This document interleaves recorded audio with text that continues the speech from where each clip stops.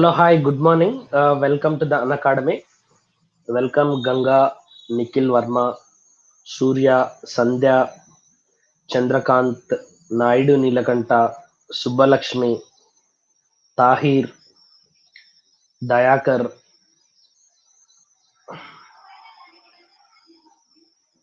Welcome.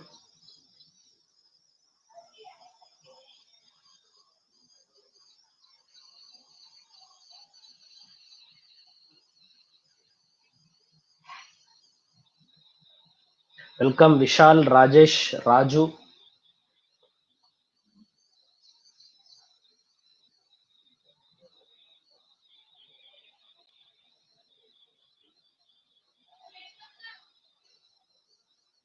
Good morning.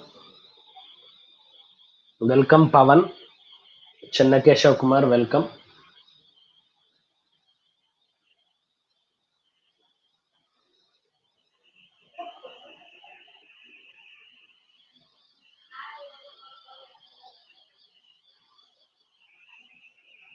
Welcome Ajay Kumar, Nagamani Lalam. Good morning.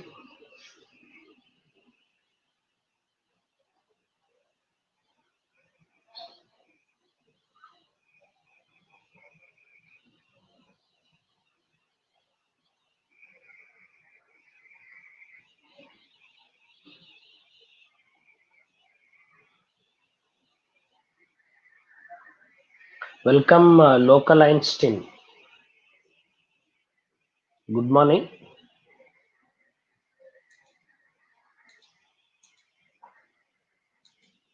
Welcome Murli Yoga. Yeah, Abhishek, good morning. I am fine. Hope you are all doing well. Welcome, Nagababu Prince. So, till now we got Einstein, Nagababu, Mahesh Babu, then YS Rajasekhar Reddy, Deepika Padukone. So, we got Pavan Kalyan. Yeah. So, as far as our the UPSC through, that means APPSC, welcome Suresh, APPSC and TSPSC through UPSC is concerned. Through UPSC is concerned. Welcome Manik. ఇప్పటివరకు మనం 2009 నుండి మొదలుకుంటే 2013 UPSC question పేపర్లు అన్ని కూడా మనం analyse చేసినాం. దీంట్లో complete గా పాలినామిక్స్ ఇది. వెల్కమ్ వెంకటేష్. పాలినామిక్స్ ఇది. పాలినామిక్స్ అంటే మీనింగ్ ఏంటి?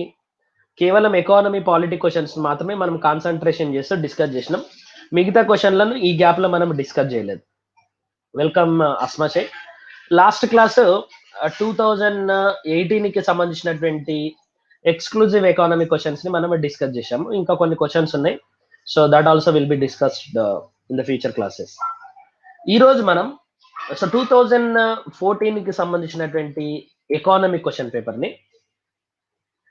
దాదాపుగా, అంటే ఆ పర్టికులర్ కాంటెక్స్ట్ లో వచ్చినటువంటి కరెంట్ అఫైర్స్ కాకుండా మిగతా సబ్జెక్టుల నుండి కూడా కొన్ని క్వశ్చన్లు తీసుకొని, అంటే క్వశ్చన్ పేపర్ ఎట్లా వస్తుంది, మీకు ఏపీఎస్సి టీఎస్పీఎస్సి లో ఎక్స్పెక్టెడ్ క్వశ్చన్స్ ఎట్లా ఉండొచ్చు అనేటటువంటి అంశాలను కూడా మీకు ఎక్స్ప్లెయిన్ చేయడానికి ఈ 2014 క్వశ్చన్ పేపర్ తీసుకొచ్చింది. దానికంటే ముందు మనం అన్ని క్వశ్చన్లు డిస్కస్ చేసినా కూడా most of the questions in UPSC come from the current account basis.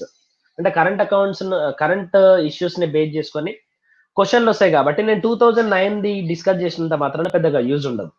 అందుకోసం 2014 లో వచ్చినటువంటి కొన్ని క్వశ్చన్స్ ని ఆధారంగా చేసుకొని, సో మీకు రాబోయేటటువంటి ఎగ్జామినేషన్స్ లో ఎట్లాంటి క్వశ్చన్స్, ఏ కాంటెక్స్ట్ లో నుండి ఏ రేంజ్ లో నుండి క్వశ్చన్లు రావచ్చు అనేటటువంటి అంశాలని నేను ఈ రోజు డిస్కస్ చేయబోతున్నాను.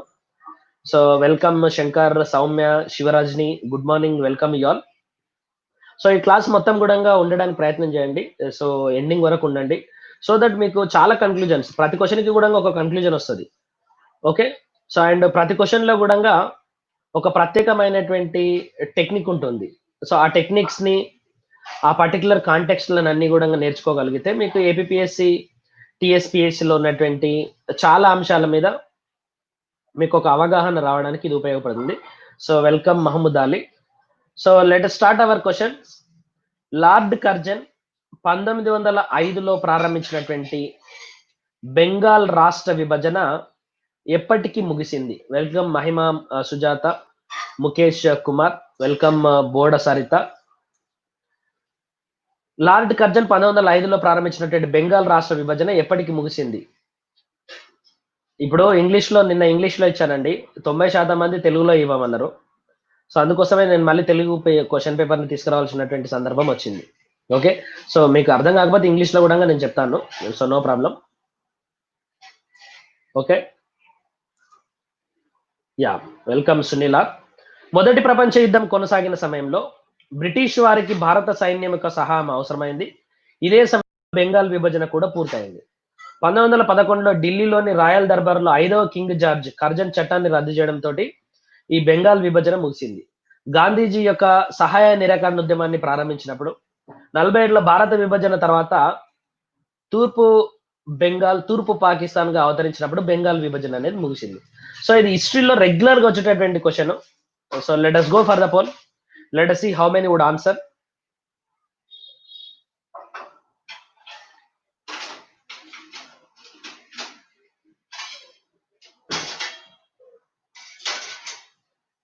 So history, geography, welcome Krishna Mokshagna. History, geography చాలా మంది కూడా చాలా రెగ్యులర్ గా ఫాలో అవుతుంటారు, but most of the difficult comes with the economy and polity. Let us see how many would answer. Shankar is leading the lead word. So the answer is 1911. మనకు జనగణమన అనేటటువంటి జాతీయ గీతం ఎప్పుడు వచ్చింది చెప్పండి? వెల్కమ్ మానిక్ సిద్. జనగణమన జాతీయ గీతం ఎప్పుడు వచ్చింది? ఎందుకు వచ్చింది చెప్పండి? జనగణమన అనేటటువంటి జాతీయ గీతం ఎందుకు వచ్చింది? What was the purpose of Janaganamana? Can anyone say? Represent in culture. ఇంకా 1911లో వచ్చింది. ఓకే, బెంగాల్ విభజన ముగిసినప్పుడు వచ్చింది. ఎందుకు వచ్చింది? What was the purpose of Jana Gana Mana? Bengal partition, annulment, unity India, Amar Sonar Bangla, unity. సియర్ ఇక్కడ చూడండి, 1911లో ఢిల్లీలోని రాయల్ దర్బార్లో 5వ కింగ్ జార్జ్, వెల్కమ్ శ్రీలక్ష్మి, 5వ కింగ్ జార్జ్ గారు భారతదేశానికి విచ్చేసినటువంటి సందర్భంలో ఆయనను పొగుడుతూ భారతదేశం యొక్క కల్చర్ ని, భారతదేశం యొక్క వైవిధ్యాన్ని వివరిస్తూ కూడా ఒక పాట రాయాలి అని చెప్పినప్పుడు ఈ పాట రావడం అనేది జరిగింది. అందుకోసమే జనగణ మన అధినాయక జయ హే. ఈ అధినాయక అనేటటువంటి అతను ఎవరు? వెల్కమ్ శ్రీలక్ష్మి గారు, హేమ పబ్బతి గారు, హరిప్రకాష్ గారు. జనగణ మన అధినాయక జయ హే భారత భాగ్య విధాత.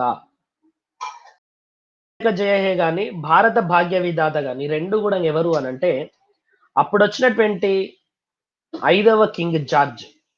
ఇతన్ని ఆరాధిస్తూ ఇతన్ని కొంత ప్రసన్నం చేసుకునేటటువంటి క్రమంలో కొన్ని పదాలు మరి అధినాయక జయ హే, జనగణ మన అధినాయక, భారత భాగ్య విధాత అనేటటువంటి 2 పదాలను వాడడం అనేది జరిగింది. అందుకోసమే సో రీసెంట్ గా జనగణ మీద కొంత కాంట్రవర్షియల్ స్టేట్మెంట్స్ కూడా వచ్చినాయి. ఎందుకు వచ్చినాయంటే ఈ పర్టికులర్ జనగణమనంలో ఈ 2 పదాలు ఏవైతున్నాయో ఇవి కొంత అభ్యంతరకరంగా ఉన్నాయి అనేటటువంటి అంశాన్ని చెప్పడానికి చాలా మంది కూడా ఒక డివైడ్ అయినటువంటి సందర్భం. అంటే నేషనల్ ఆంతం ఏదైతుందో నేషనల్ ఆంతంలో ఉన్నటువంటి పదాలను తొలగించాలని కొంతమంది కోర్టుకు పోవడం, కొంతమంది ఏమో ఆల్రెడీ ఒక పాటను మనం ఎంచుకున్నాం, మరొక గేయాన్ని మనం ఎంచుకున్నాం కాబట్టి దీన్ని ఇట్లాగే కంటిన్యూ చేయాలి అనేటటువంటి ఉద్దేశంతో మరికొంతమంది 2 వాదనలు వచ్చినాయి. సో అందుకోసమనే కింగ్ జార్జ్, 5వ కింగ్ జార్జ్ రాయల్ దర్బార్లో ప్రవేశించేటటువంటి సమయంలో అతన్ని ఆరాధిస్తూ అతనికి మన దేశం యొక్క వైవిధ్యాన్ని, మన దేశం యొక్క గొప్పతనాన్ని, మన దేశం యొక్క సౌభాగ్యాన్ని చెప్పాలి అనేటటువంటి ఉద్దేశంతో ఈ జనగణ మన రాయడం జరిగింది. దాని తర్వాత అది జాతీయ గీతంగా అవతరించడం అనేది కూడా జరిగింది. సో జనగణ మన అధినాయక జయ హే భారత భాగ్య విధాత. సో మేము చెప్తున్నాం వినండి అని చెప్పడం అన్నట్టు. సో ఆ కింగ్ జార్జ్ ని పొగుడుతున్నటువంటి పదాలు అభ్యంతరకరంగా ఉన్నాయని చెప్పేసి కొంతమంది చెప్పడం కూడా జరిగింది. Okay, so let us move on the second one. స్వాతంత్ర ఉద్యమ చరిత్రలో 1929లో జరిగినటువంటి కాంగ్రెస్ సదస్సుకు ప్రాధాన్యత ఉండడానికి కారణం ఏంటి? Why there was a lot of significance to the 1929's INC conference. స్వయం పరిపాలన సాధించడమే ప్రధాన లక్ష్యం అని చెప్పేసి కాంగ్రెస్ భావించింది. సంపూర్ణ స్వరాజ్యమే అంతిమ లక్ష్యం అంటూ సదస్సు తీర్మానించింది. సహాయ నిరాకరణ ఉద్యమాన్ని ప్రారంభించింది. లండన్ లో జరిగే రౌండ్ టేబుల్ సమావేశంలో పాల్గొనాలని నిర్ణయించింది. Let us go for the poll. ఈరోజు కొన్ని హిస్టరీ క్వశ్చన్స్, కొన్ని ఎన్వైరన్మెంట్ అండ్ ఎకాలజీ క్వశ్చన్స్, కొన్ని science and technology questions, economy polity questions ఎట్లాగా ఉంటాయి వీటి చర్చిద్దామనే ఉద్దేశంతో కొంత మిక్స్డ్ బ్యాగ్ గా తీసుకురావడం అనేది జరిగింది ఈ క్వశ్చన్స్ ని. ఎందుకంటే ఎప్పుడు మనం ఎకానమీ పాలిటీ క్వశ్చన్స్ డిస్కస్ చేస్తా ఉన్నాము, కొంత ఇంట్రెస్ట్ ని కలిగించడానికి ఇవి తీసుకురావడం అనేది జరిగింది. So majority of the people are also going for CDA.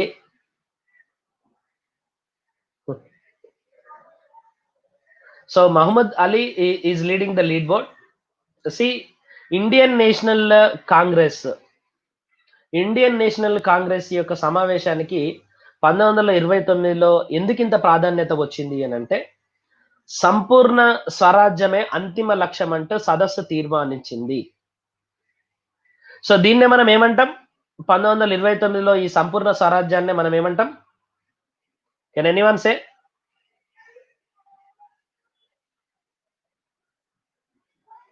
పూర్ణ స్వరాజ్ తీర్మానము. పూర్ణ స్వరాజ్యే మా అంతిమ లక్ష్యం అంటూ చెప్పేసి మొట్టమొదటిసారిగా డొమినియన్ ఇండియాను కోరుకున్నటువంటి సందర్భం ఇది. సోవరెన్ ఇండియాను కోరుకున్నటువంటి మొట్టమొదటి సందర్భం ఏంటి అని అంటే సంపూర్ణ స్వరాజ్యం. ఇక్కడ రెండు అంశాలు ఉంటాయి. థ్యాంక్ యూ సౌమ్య గారు. సో మీకు ఈ సదస్సు గురించి తెలిసినటువంటి సమాచారాన్ని మీరు పోస్ట్ చేస్తుండండి, మిగతా వాళ్ళు కూడా వాటిని తెలుసుకునేటటువంటి ఆస్కారం ఉంటుంది. So it is all welcome. So పూర్ణ స్వరాజ్యకు సంబంధించినటువంటి మొట్టమొదటి ఇంపార్టెన్స్ ఏంటి అని అంటే, నార్మల్ గా చాలా జాగ్రత్త వినండి. మన దేశాన్ని బ్రిటిష్ వాళ్ళు పరిపాలిస్తున్నటువంటి క్రమంలో, వెల్కమ్ సతీష్ గారు, బ్రిటిష్ వాళ్ళు పరిపాలిస్తున్నటువంటి క్రమంలో స్వాతంత్ర ఉద్యమం జరిగింది. స్వాతంత్ర ఉద్యమం దేనికోసం జరిగింది అని అంటే, మనకు స్వేచ్ఛ కావాలి మరియు ఈ దేశాన్ని మేమే ఏలుకోవాలి అనేటటువంటి అంశంలో మనం ఫైట్ చేసినాం. సెల్ఫ్ రూల్ అంటే మీనింగ్ ఏంటి అని అంటే, దేశానికి సంబంధించినటువంటి నిర్ణయాలన్నీ కూడా ఎక్కడ జరుగుతున్నాయండి? బ్రిటన్ పార్లమెంట్ లో కానీ, బ్రిటన్ కార్యనిర్వాహక శాఖలో కానీ జరుగుతున్నాయి. So the decision, comments visible కావట్లేదా మిగతా వాళ్ళకి? తాహిర్ కి కామెంట్లు కనిపించట్లేదంట, మిగతా వాళ్ళకి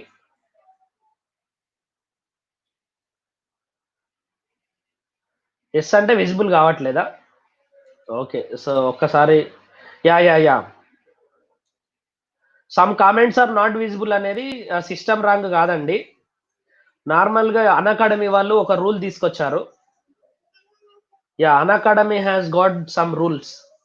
సబ్స్క్రిప్షన్స్ ఎవరైతే ప్లస్ సబ్స్క్రిప్షన్స్ పొంది ఉన్నారో వాళ్ళకి అన్ని కామెంట్లు కనిపిస్తాయి నార్మల్ గా. సో ప్లస్ సబ్స్క్రైబర్స్ కానీ ప్లస్ సబ్స్క్రైబర్స్ చేసినటువంటి కామెంట్స్ కనిపిస్తాయి. నేను దానికి సంబంధించినటువంటి మెసేజ్ మీకు రేపు పెడతాను. సో వాళ్ళు కొన్ని రూల్స్ చేంజ్ చేసిరు. కొన్ని రూల్స్ చేంజ్ చేసిరు, దానికోసమే కనిపించలేకపోతే, but still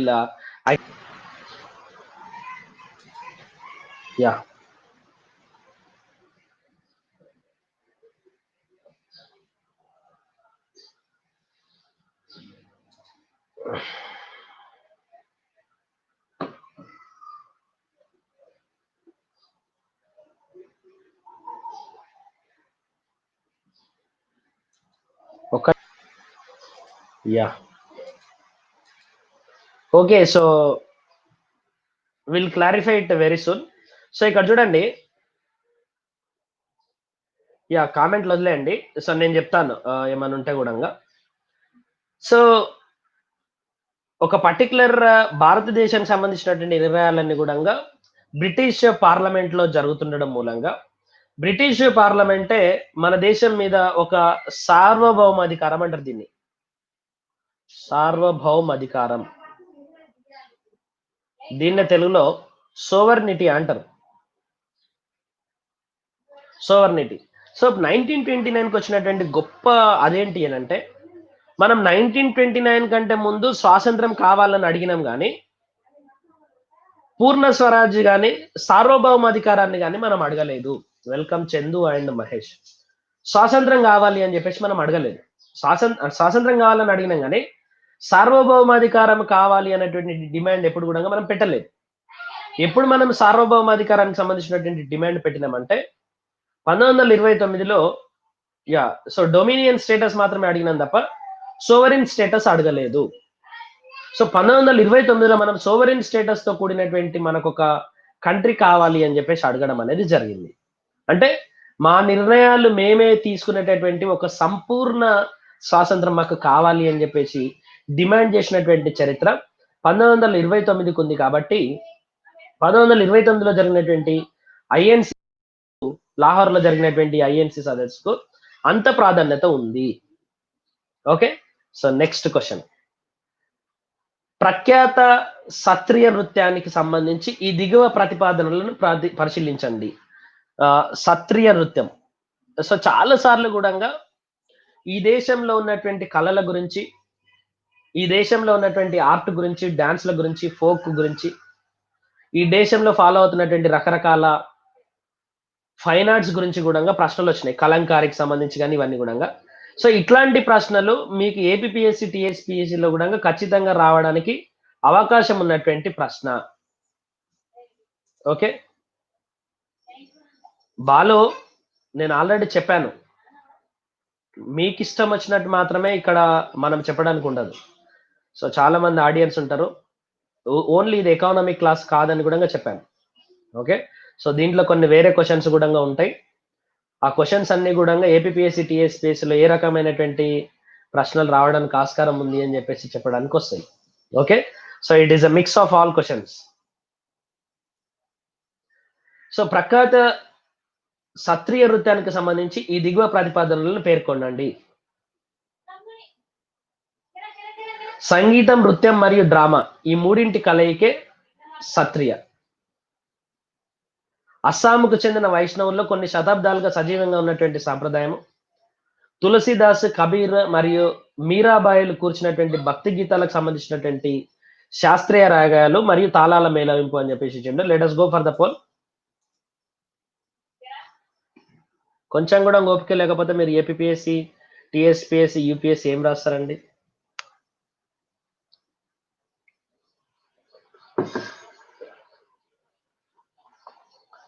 you must have outmost patience, అప్పుడే జాబ్ వస్తుంది మనకు.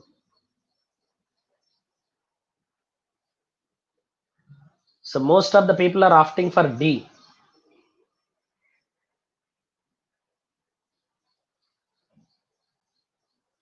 మిగతా వాళ్ళకు కూడా క్వశ్చన్ కనిపిస్తలేదా? Soumya is leading the lead board. మిగతా వాళ్ళకి క్వశ్చన్ కనిపిస్తలేదా?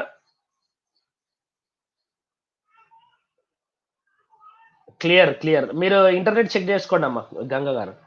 సో సంగీతం, నృత్యము మరియు డ్రామా మూడిటి యొక్క కలయికే సత్రియ.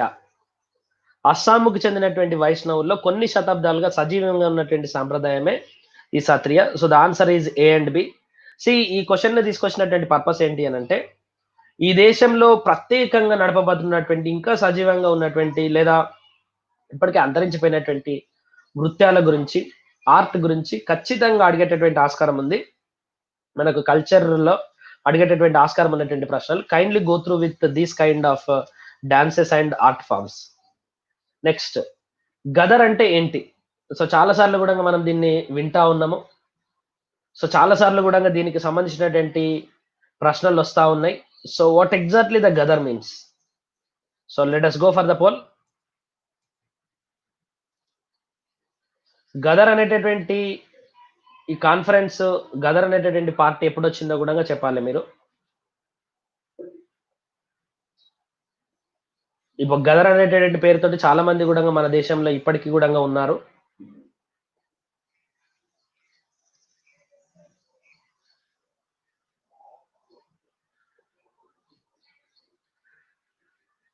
1917లో కాదండి.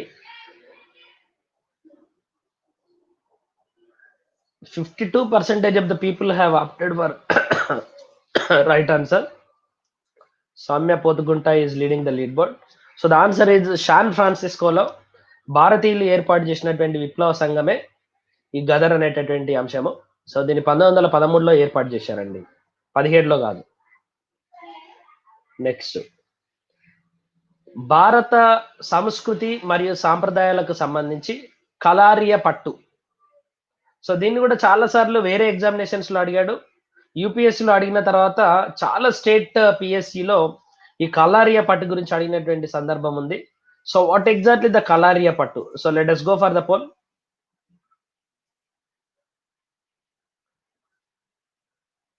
ఒక్క నిమిషం.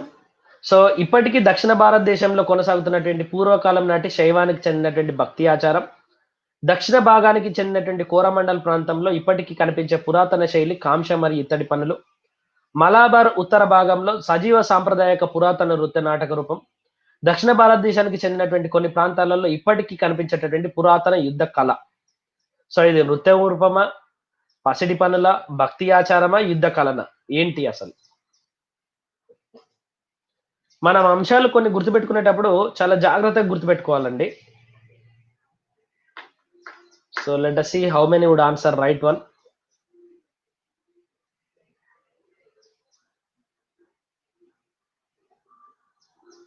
Most of the people are also going for CD.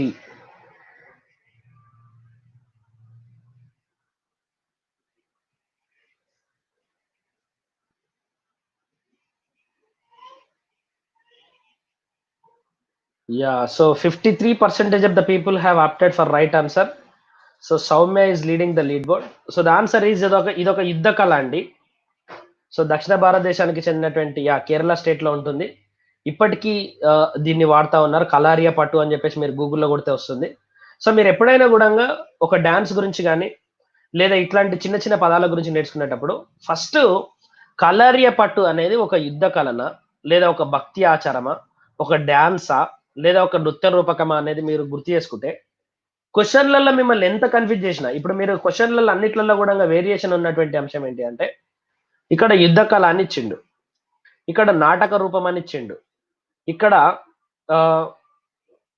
పురాతన కాంస్య మరియు ఇత్తడి పనులకు సంబంధించినటువంటి శైలి అని అన్నాడు. తర్వాత భక్తి ఆచారం అన్నాడు. 4 వేరు పదాలు ఉన్నాయి ఇక్కడ. కానీ ప్లేసులు మాత్రం ఇక్కడ దక్షిణ భారతదేశం అని, ఇక్కడ దక్షిణ కోరమండల్ ప్రాంతం అని, ఇక్కడ మలబార్ ప్రాంతం అని ప్లేసెస్ చేంజ్ చేసిండు. సో దీనివల్ల మనం కన్ఫ్యూజ్ కావాల్సినటువంటి ఆస్కారం లేదు. మనకి ఇది యుద్ధ కళ అని చెప్పేసి ఒక ఐడియా ఉంటే ఈ మూడిట్లలో ఎక్కడ కూడా యుద్ధ కళ లేదు కాబట్టి ఇమ్మీడియట్ గా మనం 4th ఆప్షన్ ఎంచుకోవడానికి ఆస్కారం అనేది ఉంటుంది. Okay, so let us go for the next one. Yeah, so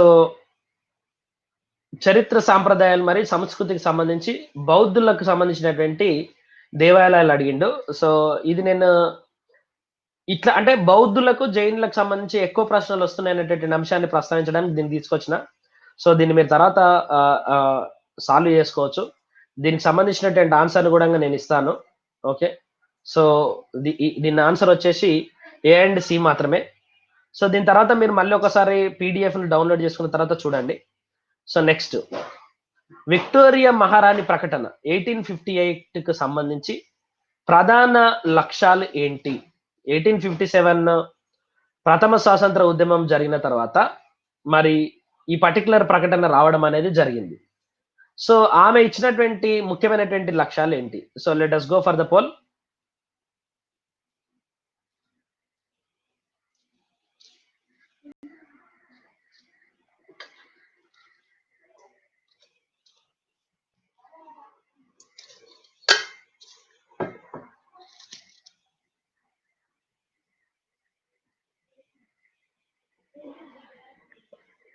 Most of the people are going for B.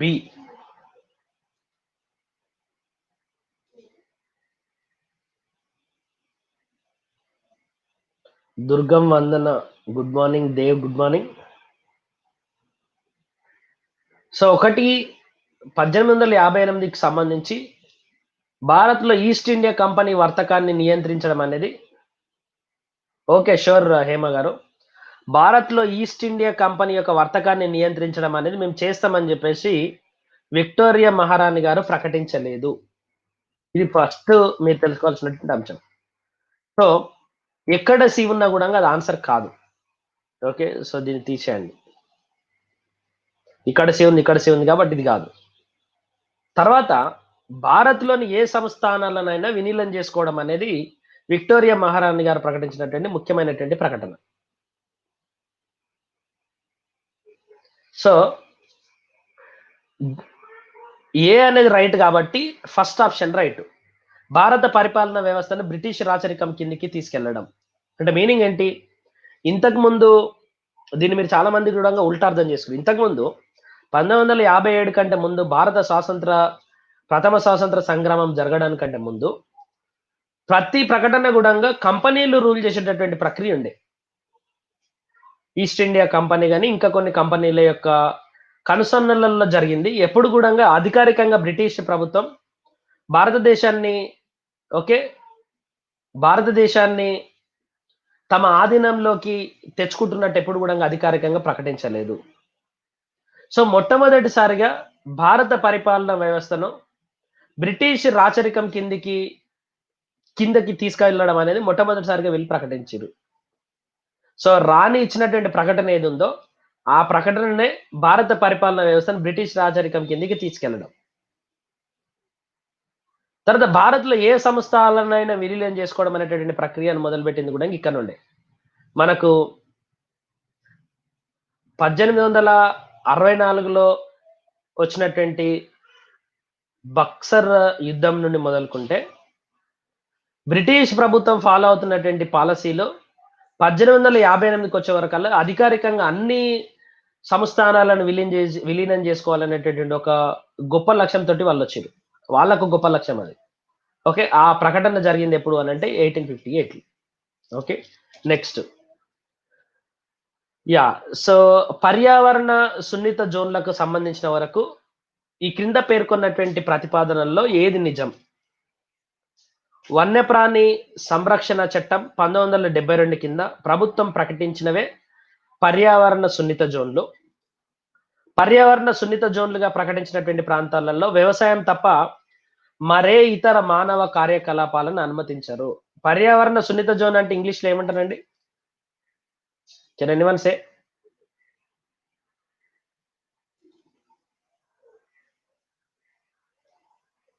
Can anyone say what do we call it as yeah, eco sensitive zones? Yes. So let us go for the poll.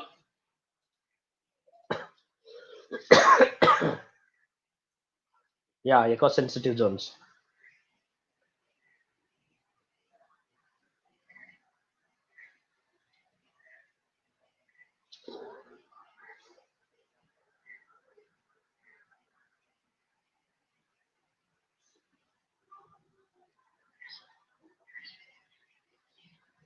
Welcome Divya. Good morning.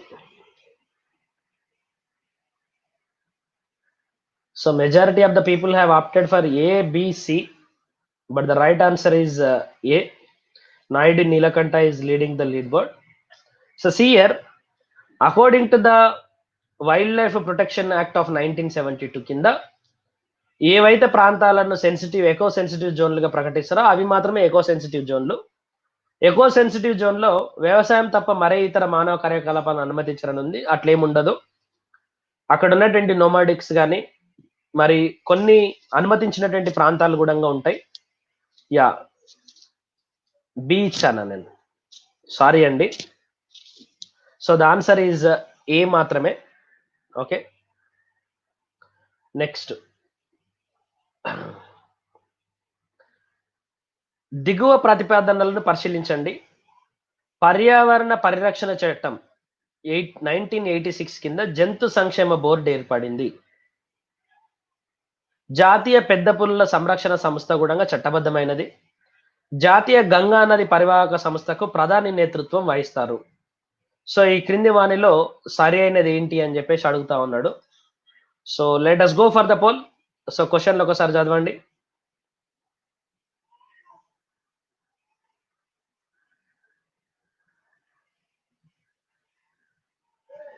Mohammad Gauz Riyaz, good morning. So let us go for the poll.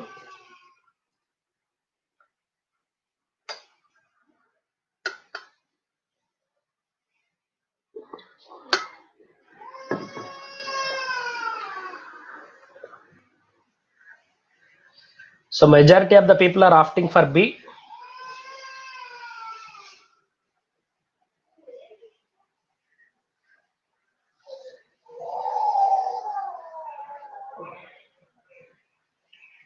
And also D.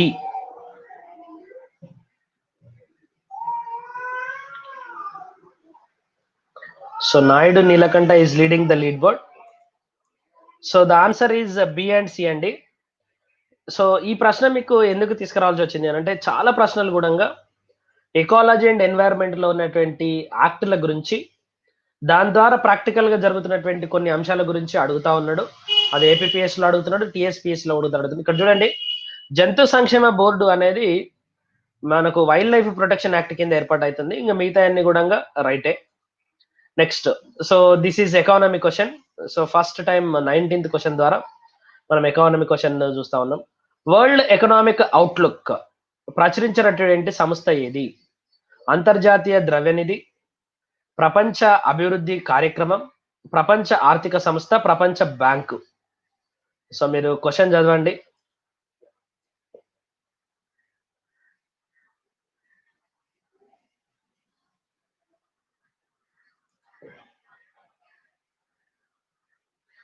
Yeah.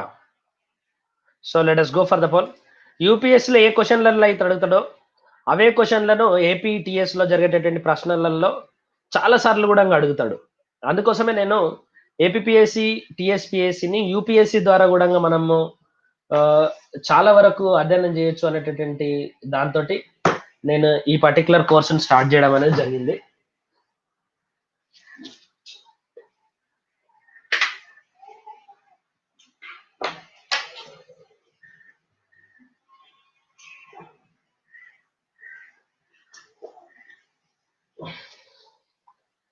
Yeah, Naidu Nilakanta is leading the leaderboard, and also Murli Yoga and Soumya.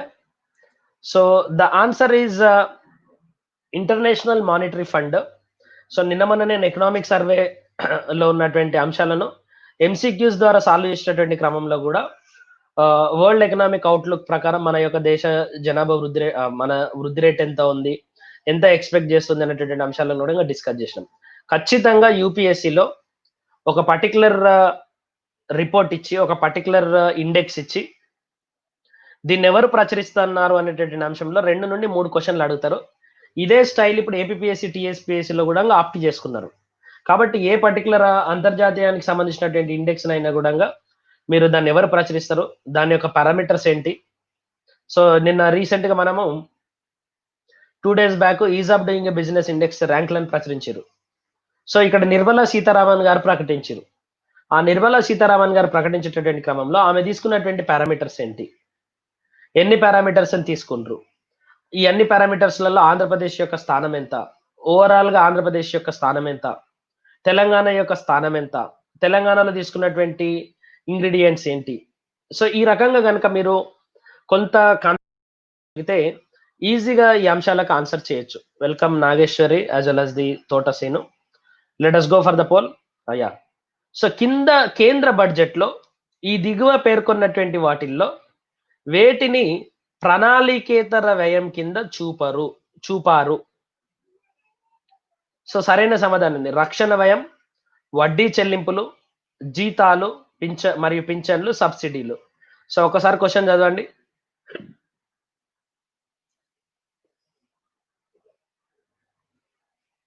చూపారు, ప్రణాళికేతర వ్యయం కింద చూపారు అని అంటే which of the following have been shown as part of the non planned expenditure.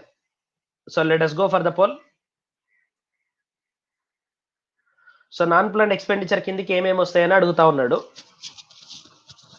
Let us see how many would answer.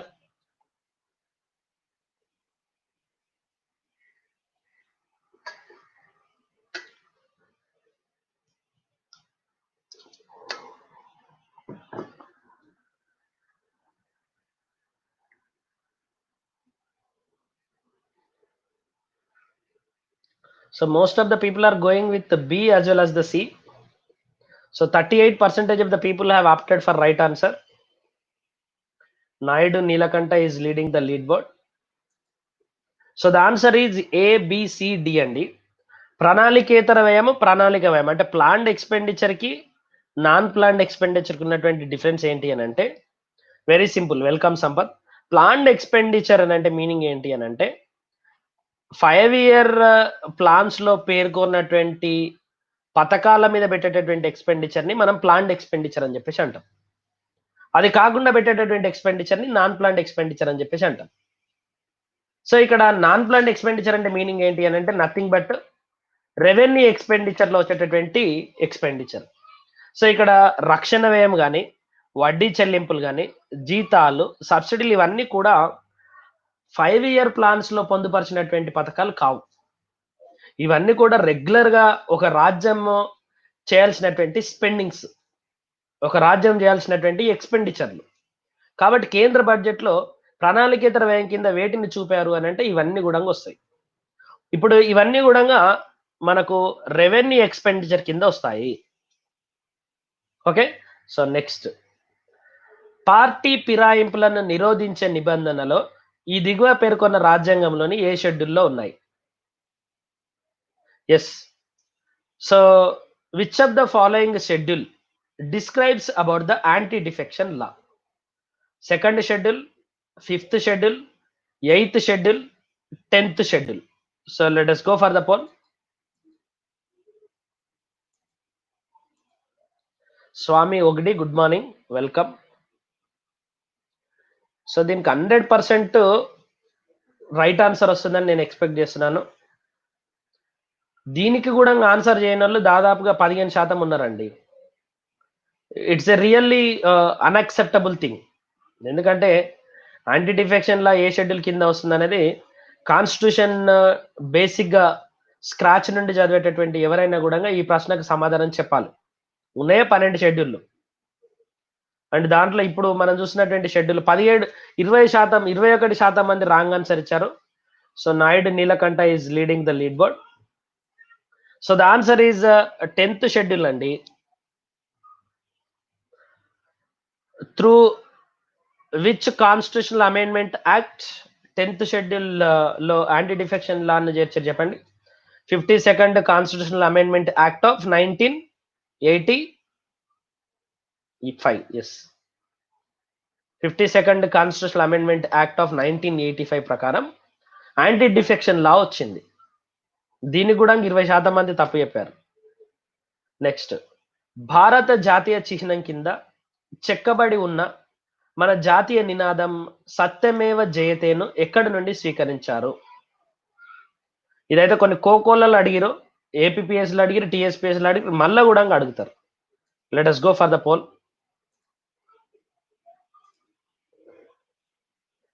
సత్యమేవ జయతే has been taken from which of the following text? వీళ్ళందరూ దేశద్రోహులు. Wrong answer ఎవరైతే ఇస్తారో వాళ్ళందరూ దేశద్రోహులు. సత్యమేవ జయతే ఎక్కడి నుండి తీసుకున్నారని అంటే కూడా రాంగ్ ఆన్సర్ ఇస్తే ఎట్లా అండి? అంటే దేశం గురించి మీకు ఏం తెలియదు అని అర్థం. దీనికి యూపీఎస్సీ ఆస్పిరెంట్ కావాల్సిన అవసరం లేదు. సాధారణ జనాలు కూడా దీనికి ఆన్సర్ చేయొచ్చు. రియల్లీ అన్డైజెస్టబుల్ అండి. మన దేశానికి సంబంధించినటువంటి రూల్స్ తెలియకపోతే ఎట్లా? Naidu Neelakantha is leading the lead board. So ఇది కూడా తెలియకపోతే ఇంకా నేను ఏం చేయాలి చెప్పండి? దీని ఆన్సర్ నేను చెప్పానండి రాంగ్ ఉన్న వాళ్ళకి. నెక్స్ట్, అంతర్జాతీయ శాంతి మరియు భద్రతలను ప్రోత్సహించాలన్న అంశాన్ని మన రాజ్యాంగంలో ఎందులో చేర్చారు? To ensure the international peace and security. So in which of the following things it has been enshrined అని అంటుండు? రాజ్యాంగ పీఠిక, ఆదేశిక సూత్రాలు, ప్రాథమిక విధులు, 9వ షెడ్యూల్. ఓకే, సో దీంట్లో ఆన్సర్ ఏంటో చూడండి.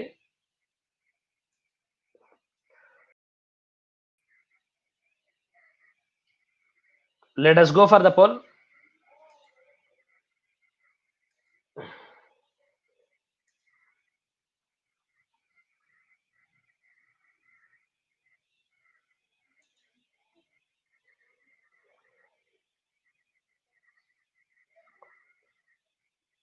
యా పోల్ రాంగ్ ఉంది.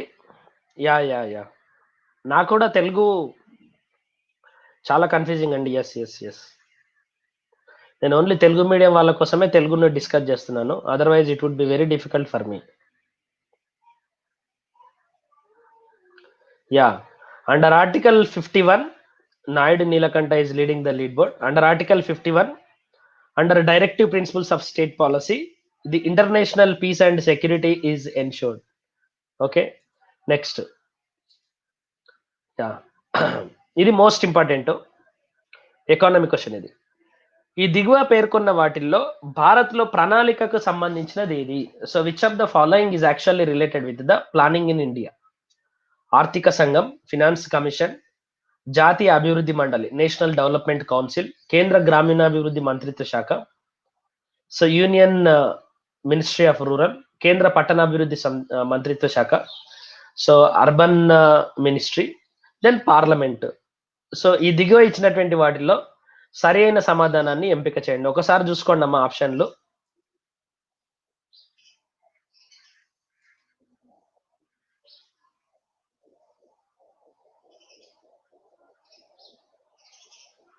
So let us go for the poll. So ఇది చాలా easiest question. It looks like to be some what difficulty, but ఎంతమంది ఆన్సర్ చేస్తారో చూద్దాం. బా, డి అనేటటువంటి ఆప్షన్ ని చాలా మంది ఎంచుకుంటా ఉన్నారండి.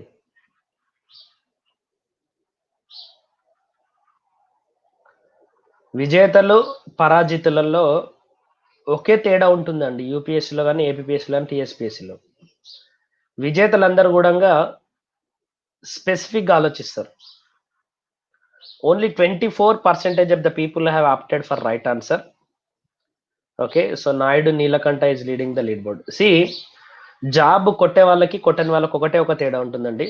జాబ్ కొట్టే వాళ్ళందరూ కూడా స్పెసిఫిక్ గా ఆలోచిస్తారు. స్పెసిఫిక్ అంటే కేవలం ఒక పర్టికులర్ అంశానికి సంబంధించినటువంటి అంశం ఏంటి అనేది ఆలోచిస్తారు. జాబ్ కొట్టని వాళ్ళందరూ కూడా జనరల్ గా ఆలోచిస్తారు. అంటే చాలా క్యాజువల్ గా. సో ఏబిసిడి అండ్ ఈ ఎవరైతే ఎంచుకున్నారో వీళ్ళందరూ కూడా జనరల్ గా ఆలోచించేటటువంటి మైండ్ సెట్ ఉన్న వాళ్ళు. కాంపిటేటివ్ ఎగ్జామ్ ఎప్పుడు కూడా జనరల్ గా ఆలోచించే వాళ్ళకి విజయాన్ని ఇవ్వదు. ఎవరైతే స్పెసిఫిక్ గా ప్రత్యేకంగా ఆలోచిస్తారో వాళ్ళకు మాత్రమే విజయం లభిస్తుంది. సో ఇక్కడ చూడండి, ప్రణాళికకు సంబంధించి కేవలం జాతీయ అభివృద్ధి మండలి మరియు పార్లమెంట్ మాత్రమే. ప్లానింగ్ కమిషన్ ఆఫ్ ఇండియా ఒక ప్లాన్ ను డ్రాఫ్ట్ చేసిన తర్వాత దాన్ని అప్రోచ్ పేపర్ అని చెప్పేసి అంటారు. ఈ డ్రాఫ్ట్ పేపరు ఫస్ట్ క్యాబినెట్కి వెళ్తుందండి. క్యాబినెట్ కనుక అప్రూవ్ చేస్తే ఇది ఇమ్మీడియట్ గా ఎన్డీసీ లోకి దీన్ని తీసుకెళ్తారు. ఎన్డీసీ అప్రూవ్ చేసిన తర్వాత ఎన్డీసీలో రాష్ట్రాలకు కూడా స్థానం ఉంటుంది. ఎన్డీసీ అప్రూవ్ చేసిన తర్వాత మళ్ళీ దీన్ని క్యాబినెట్ కు పంపించి క్యాబినెట్ ఓకే అన్న తర్వాత దీన్ని పార్లమెంటులో చర్చకు పెడతారు. ఒకసారి పార్లమెంట్ ఆమోదం తెలిపితే ఇది అధికారిక ప్రణాళికగా మరి రూపొందించబడుతుంది. Okay, so this is all about the planning. దీంట్లో ఆర్థిక సంఘం అనేది సపరేట్ అండి. ఆర్థిక సంఘం 280 ఆర్టికల్ ప్రకారం ఏర్పడుతుంది. ఇది ఒక రాజ్యాంగబద్ధమైనటువంటి సంస్థ. ప్రణాళిక సంఘం అనేది నెయిదర్ కాన్స్టిట్యూషనల్ నర్ స్టాట్యుటరీ. సో ఏ అనేది ఆప్షనే కాదనుకోండి, ఏ అనేది ఆప్షన్ కాదు. ఎందుకంటే ఇది కాన్స్టిట్యూషనల్ ఇష్యూ. దీనికి కేంద్రానికి రాష్ట్రాలకు మధ్యలో నిధుల పంపిణీ ఎట్లా జరగాలనేది ఇది చూస్తుంది. సో ఏ ఆప్షన్ కాదంటే ఎలిమినేషన్ మెథడ్ లో ఇవన్నీ పోతాయండి. ఏ ఆప్షన్ కాదంటే 1 కాదు, 2 కాదు, 4 కూడా కాదు. మిగిలింది ఏంటండి? పట్టణాభివృద్ధి, గ్రామీణాభివృద్ధి అవునా కాదా అనేది కూడా మీరు చూడాల్సినటువంటి అవసరం లేదు. ఏ అనే దానిలో మీరు క్లారిటీ లేదనుకోండి, మీరు మొత్తం కన్ఫ్యూజన్ అయినటువంటి సందర్భం. So try to understand. మీరు ఎంసీక్యూస్ ని సాల్వ్ చేసేటటువంటి క్రమంలో మ్యాక్సిమం ఎలిమినేషన్ మెథడ్ లోనే వెళ్ళండి. ఎలిమినేషన్ మెథడ్ లో కనుక వెళ్తే మీకు ఆన్సర్లు ఈజీగా లభిస్తాయి. ఎక్కువ టైం పడకుండా కూడా చాలా తొందరగా ఆన్సర్ ను ఫైండ్ అవుట్ చేయడానికి ఆస్కారం అనేది ఉంటుంది. నెక్స్ట్, ఈ కింద ఇచ్చినటువంటి వాటిల్లో క్యాబినెట్ సెక్రటరియట్ విధులు ఏవి? ఇది ఏపీఎస్ లో కూడా వచ్చిందండి. What are the roles of the cabinet secretariat? Cabinet సమావేశాల యొక్క ఎజెండా రూపకల్పన, కమిటీలకు సెక్రటరియల్ మద్దతు, మంత్రిత్వ శాఖలకు ఆర్థిక వనరుల యొక్క కేటాయింపు. సో క్వశ్చన్ ఒకసారి చదవండి.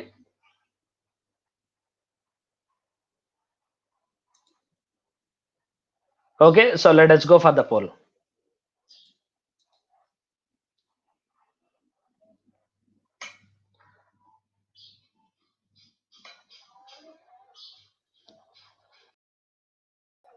Most of the people are going for A.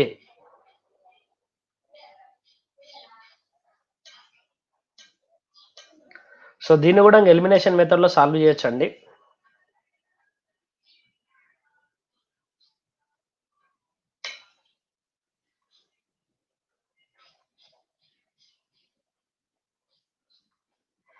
Naidu, Nilakanta, Soumya as well as the Murali Yoga are leading the lead board.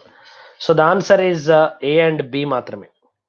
చూడండి, సి అనేటటువంటి ఆప్షన్ ఏదైతుందో మంత్రిత్వ శాఖలకు ఆర్థిక వనరుల కేటాయింపు, ఇది అబ్జల్యూట్లీ రాంగ్. ఎందుకు అబ్జల్యూట్లీ రాంగ్ అని అంటే, క్యాబినెట్ సెక్రటరీలే మంత్రిత్వ శాఖలకు నిధులు కేటాయిస్తే ఇంకా ప్రధానమంత్రి ఎందుకు, మంత్రులు ఎందుకు? ఆర్థిక వనరుల కేటాయింపు అనేది మోస్ట్ పవర్ఫుల్ పవర్, అది మోస్ట్ ఇంటెండెడ్ పవర్. దీన్ని ఎవరికి పడితే వాళ్ళకి ఇయ్యరు. ఎవరికి ఎంత ఆర్థిక పరమైనటువంటి నిధులు పోవాలనేది ఎవరు డిసైడ్ చేస్తారు అని అంటే, it is all with the ministry, not the ministerial secretary. Okay, so cabinet సమావేశాలకు ఎజెండా రూపొందించడం అనేది క్యాబినెట్ సెక్రటరియల్ విధి. క్యాబినెట్ కమిటీలకు సెక్రటరియల్ మద్దతు, వాళ్ళకి ఏమైనా డాక్యుమెంట్స్ కావాల్సిన, లేదా ఏదైనా డ్రాఫ్ట్ చేయాలన్నా, ఇంకేదన్నా చేయాలన్నా సెక్రటరియల్ మద్దతు ఇచ్చేదంతా కూడా వీళ్ళు. ఈ రెండు వర్క్స్ మాత్రమే వీళ్ళు చేస్తారు. మంత్రిత్వ శాఖలకు ఆర్థిక వనరుల కేటాయింపు అనేది మోస్ట్ పవర్ఫుల్ జాబ్ ఇది. సో ఇది ఎవరికి పడితే వాళ్ళకి ఇయ్యరు. అట్లని చెప్పేసి కేవలం ప్రధానమంత్రి గారు, ఆర్థిక శాఖ మంత్రి గారు మరియు మిగతా మంత్రులు మాత్రమే దీన్ని డిసైడ్ చేస్తారు. ఓకే, నెక్స్ట్, ఈ దిగువ ప్రతిపాదనలను పరిశీలించండి.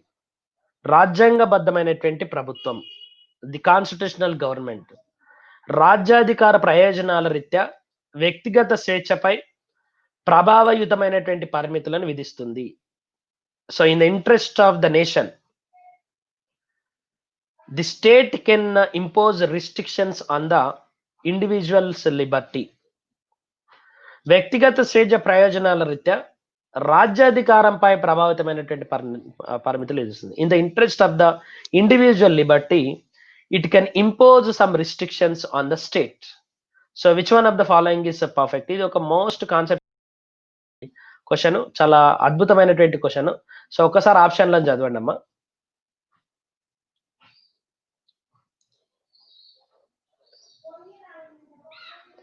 So let us go for the poll. చూద్దాం ఎంతమంది ఆన్సర్ ఇస్తారో, ఎంతమందికి కాన్సెప్చువల్ క్లారిటీ ఉందో.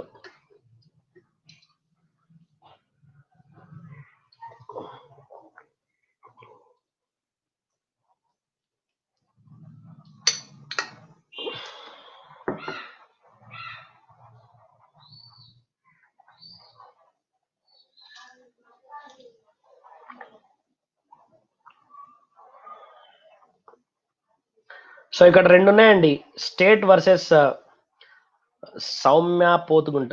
రెండు ఉండవండి, ఏదో ఒకటే ఉంటుంది right. So Naidu, Neelakantha is leading the lead board. See, మీకు ఫండమెంటల్ రైట్స్ అనేటటువంటి చాప్టర్ని కనుక చదివితే, ఫండమెంటల్ రైట్స్ అనేటటువంటి చాప్టర్లో 6 ఫండమెంటల్ రైట్స్ ఉంటాయి. ఫండమెంటల్ రైట్ అంటే మీనింగ్ ఏంటి అని అంటే, it cannot be taken away both from the executive as well as the legislative. So వీళ్ళకున్నటువంటి ఈ రైట్ ని తీసేసేటటువంటి అధికారము ఎగ్జిక్యూటివ్ కి లేదు, లెజిస్లేచర్ కి కూడా లేదు. ఓకే, రెండు అంటే ఒక ఫండమెంటల్ రైట్ ను వయలేట్ చేసి ఒక ఫండమెంటల్ రైట్ మీద ఆంక్షలు విధించేటటువంటి అధికారము స్టేట్ కి లేదు. I'm speaking about state. రాజ్యాధికార ప్రయోజనాల రీత్యా పర్సనల్ లిబర్టీ మీద రిస్ట్రిక్షన్స్ ఇంపోజ్ చేయడం అనేది మన యొక్క స్టేట్ యొక్క పాలసీ కాదు. ఓకే, సో పర్సనల్ లిబర్టీ కోసం రాజ్యం మీద అంటే గవర్నమెంట్ మీద రిస్ట్రిక్షన్స్ పెట్టడం అనేది జరుగుతుంది. That is what is known as the fundamental nature of the fundamental right. Reasonable restrictions అనేటివి ఎవరు విధిస్తారు? స్టేట్ విధించదు. కాన్స్టిట్యూషన్ లో పొందుపరిచినటువంటి ప్రొవిజన్స్ ప్రకారం రీజనబుల్ రిస్ట్రిక్షన్స్ అనేవి ఉంటాయి. అది కూడా రాజ్యం యొక్క ప్రయోజనాల కోసం కాదు, ప్రజల యొక్క ప్రయోజనాల కోసమే. రాజ్యాధికార ప్రయోజనాల కోసం రాజ్యం ఏం చేయదు. అట్లా కనుక చేస్తే మనకు స్వేచ్ఛనే ఉండదు. రాజ్యం బాగా నడవాలని చెప్పేసి ఏదైనా చేసేటటువంటి అధికారం రాజ్యానికి లేదు. రాజ్యం అంటే ఇక్కడ ఎగ్జిస్టింగ్ గవర్నమెంట్ అండి. గవర్నమెంట్కు ఆటంకం కలగకుండా ప్రజలపైన ఆంక్షలు విధించాలి అనేది రాజ్యాంగంలో లేదు. It is unconstitutional. అందుకే చాలా సార్లు కూడా ప్రభుత్వాలను కోర్టులు తిడతా ఉంటాయి. ఎందుకు? వాళ్ళ ఫండమెంటల్ రైట్స్ ని వయలేట్ చేయడం అనేది చేస్తారు. అంటే కొన్ని రిస్ట్రిక్షన్స్ ఉంటాయి, అవన్నీ కూడా అది కూడా ప్రజా ప్రయోజనాలకే. సో మీరు ఒక్కటే గుర్తుపెట్టుకోండి, ఇక్కడ నేను అన్నది ఏంటి అంటే రాజ్యాధికార ప్రయోజనాలకు, in the interest of the state ఇది చేయొద్దు. In the interest of the morality, in the interest of the public order, in the interest of the health of the public అక్కడ చేయొచ్చు. ఓకే, అది కూడా కాన్స్టిట్యూషన్ చేస్తుంది, గవర్నమెంట్ చేయదు. Government does not have such power. Only constitution has such power. Okay, next. ఈ దిగువ పేర్కొన్న వాటిల్లో ఏవి రాష్ట్ర గవర్నర్ యొక్క విచక్షణ అధికారం కిందికి వస్తాయి? Which of the following items do commander in discretionary powers of the governor? ఒకటి, రాష్ట్రపతి పాలన విధించాలని నివేదిక తయారు చేసేసి రాష్ట్రపతికి పంపడం, మంత్రులను నియమించడం, రాష్ట్ర శాసనసభ ఆమోదించినటువంటి కొన్ని బిల్లులను రాష్ట్రపతి పరిశీలనకు పంపడానికి రిజర్వ్ చేయడం, రాష్ట్ర ప్రభుత్వ కార్యకలాపాలపై నియమ నిబంధనలను రూపొందించడం. సో చాలా important question. So let us see how many would answer this. So question చదవండి. Let us go for the poll.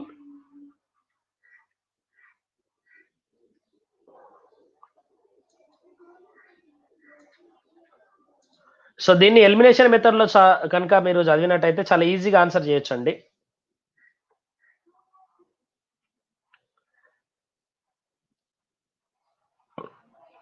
Elimination method లో చాలా ఈజీగా ఆన్సర్ చేయొచ్చు.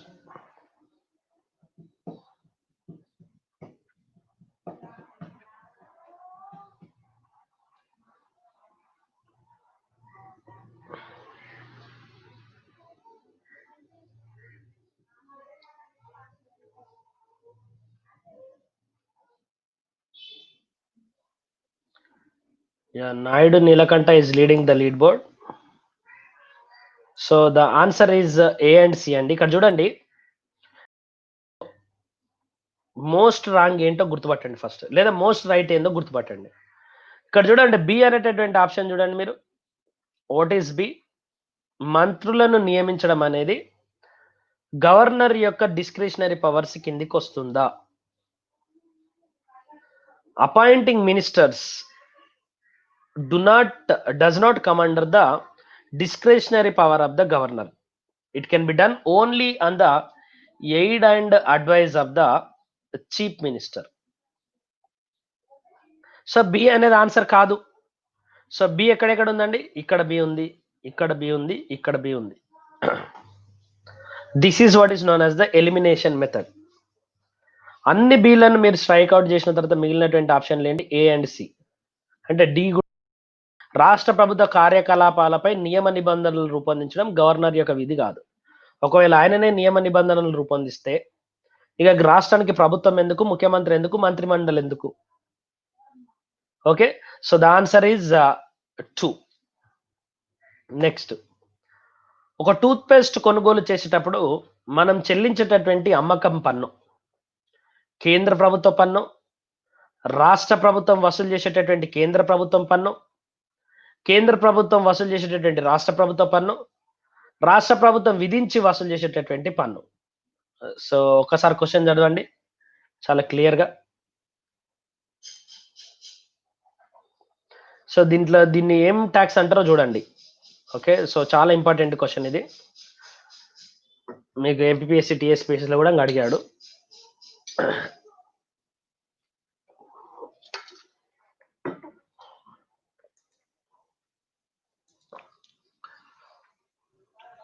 సో పోల్ ప్రాబ్లమ్ ఇస్తుందండి. సో వచ్చింది pole.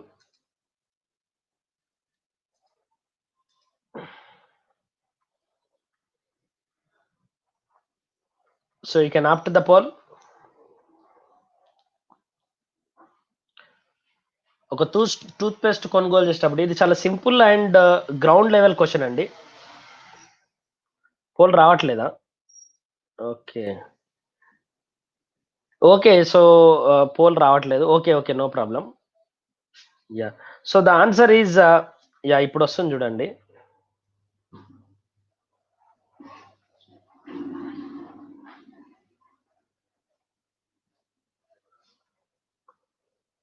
Majority of the people have opted for right answer ఉంది. So the answer is రాష్ట్ర ప్రభుత్వమే విధించి వసూలు చేసుకునేటటువంటి పన్ను అండి ఇది.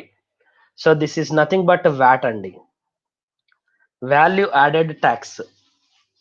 ఏదైనా ఒక వస్తువు అమ్మేటప్పుడు రాష్ట్రాల పరిధిలో ఇచ్చేటటువంటి పన్ను ఏదైతే ఉంటుందో, రాష్ట్రాల పరిధిలో వేసేటటువంటి పన్ను ఏదైతే ఉంటుందో దాన్ని మనం వ్యాట్ అని చెప్పేసి అంటాం. Value added tax. ఇంతకుముందు సేల్స్ ట్యాక్స్ ఉండే, ఇప్పుడు దాన్ని వ్యాట్ అంటున్నాం. ఓకే. నెక్స్ట్ ఇంకొక మోస్ట్ ఇంపార్టెంట్ క్వశ్చన్. వెంచర్ పెట్టుబడి లేదా వెంచర్ అంటే ఎవరు అని చెప్పేసి అడుగుతా ఉన్నాడు. So let us go for the poll. Venture క్యాపిటలిస్టులు అంటే ఎవరు? ఇది మనకు సో ఇది మనకు సెక్యూరిటీస్ మార్కెట్ లో వస్తుంది లెసన్. క్యాపిటల్ మార్కెట్ అనేటటువంటి లెసన్ లో వస్తుంది. Okay. So let us go for the poll. Angel investors and venture క్యాపిటలిస్టులు ఈ రెండు కూడా ఆల్మోస్ట్ సేమ్ మీనింగ్ ఉన్నటువంటి అంశాలండి. You can comment your answer. So poll correct రావట్లేదండి, కొంత టెక్నికల్ ప్రాబ్లం వచ్చింది. సో వెంచర్ క్యాపిటలిస్టులు అంటే స్టార్టప్స్ కి లాంగ్ టర్మ్ లో ఇచ్చేటటువంటి లోన్స్ అండి ఇవి. ఓకే. సో మనకు మళ్ళీ సేమ్ యూపీఎస్సి మీద 2 PM కి మళ్ళొక క్లాస్ ఉందండి. You all can join at 2 PM. Okay. So మీరు ఎవరైనా సబ్స్క్రిప్షన్ తీసుకోవాలి అని అంటే ఖచ్చితంగా చౌటి అనేటటువంటి రిఫరల్ కోడ్ వాడండి, మీకు 10% వస్తుంది. ఏపీకి సంబంధించినటువంటి ఎక్స్క్లూజివ్ ఎకానమీ కోసం, టీఎస్ కి సంబంధించినటువంటి ఎక్స్క్లూజివ్ ఎకానమీ కోసం ఎవరు జాయిన్ కావాలన్నా కూడా చౌటి అనేటటువంటి రిఫరల్ కోడ్ని వాడి మీరు జాయిన్ కండి, మీకు 10% డిస్కౌంట్ లభిస్తుంది. ఏపీ తెలంగాణకు సంబంధించినటువంటి ఎకానమీ గురించి సంపూర్ణమైనటువంటి గైడెన్స్ ఇవ్వడం అనేది జరుగుతుంది. ఓకే. సో మీరు ఎవరైనా నాతో మాట్లాడాలనుకుంటే అన్అకాడమీ లెర్నింగ్ యాప్ లో మెసేజ్ బాక్స్ ఉంటుంది, అక్కడ మీరు మెసేజ్ చేయండి, I will reply. Okay. So thank you all for your active participation. So thank you all, have a nice day. By. మళ్ళీ 2 గంటలకు జాయిన్ కండి. We will have the same class. We'll meet at 2 o'clock.